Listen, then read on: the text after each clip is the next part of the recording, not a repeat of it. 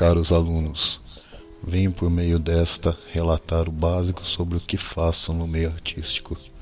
Sou escultor, desenhista, artista gráfico e cenógrafo.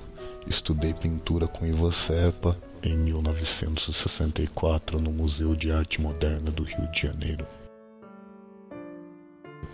Realizei desenhos, objetos e fotografias de caráter conceitual entre 1969 e 1975. Na década de 70, lecionei no Instituto Villa-Lobos, no Rio de Janeiro. Fui coeditor da revista Malas Arte, onde integrei a Comissão de Planejamento Cultural do MAN. Participei de publicações e lancei obras. Foram diversas realizações, publicações durante minha carreira.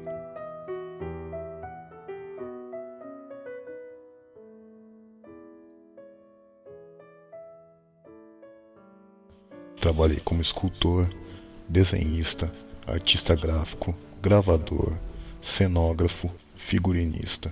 Dizem que minhas obras provocam um estado de suspensão naqueles que a contemplam, desmontam a certeza da experiência, pulverizam a acuidade do olhar, deslocam o espectador para uma posição inquietante, onde a percepção visual não se diz rotineiramente.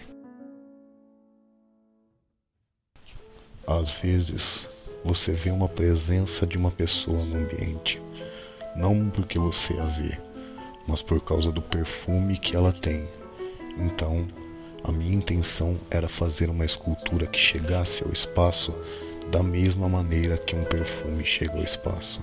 Se a principal característica de um objeto de arte é aparecer, por outro lado, é também uma característica forte dele desaparecer.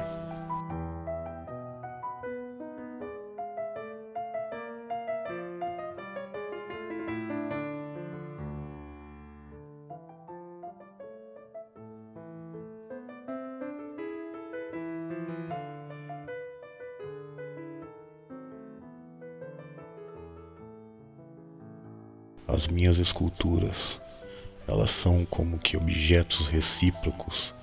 Objetos recíprocos são objetos que têm, digamos assim, uma quantidade equivalente de características, onde nenhuma delas predomina. Isto é, se um objeto tem cor, formato, peso, brilho, transparência, todas as características devem ser colocadas de tal maneira no objeto que nenhuma delas prevaleça sobre a outra. Eu sempre procuro incluir um tempo fúgidio. É a metáfora do abismo. Nesse sentido, eu consideraria que a arte seria uma espécie de abismo para a qual você é atraído.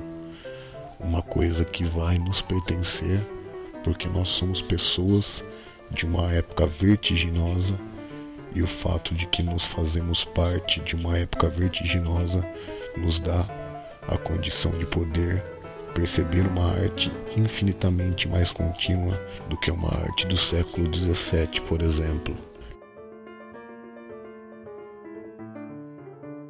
Eu sempre achei que o principal elemento, o fundamental da arte é a liberdade.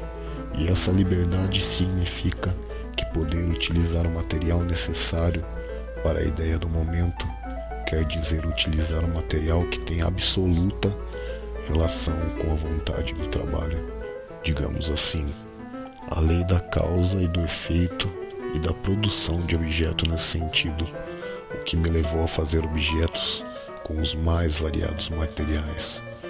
O livro, de uma certa forma, sempre esteve presente no meu trabalho, porque o livro, para mim, é objeto da família, dos espelhos e dos relógios. Se eu pudesse resumir isso em uma frase, eu diria o seguinte: eu gostava muito de dar nomes para o espaço entre as coisas. Toda a escultura, de uma certa maneira, modifica o espaço que a contém. Quer dizer, de uma certa forma, uma escultura tem duas famílias de espaço, uma interior a ela e outra exterior a ela. Eu penso que o meu trabalho é um pouco a história desses três espaços, o interior a ela, o exterior e a pele que une os dois.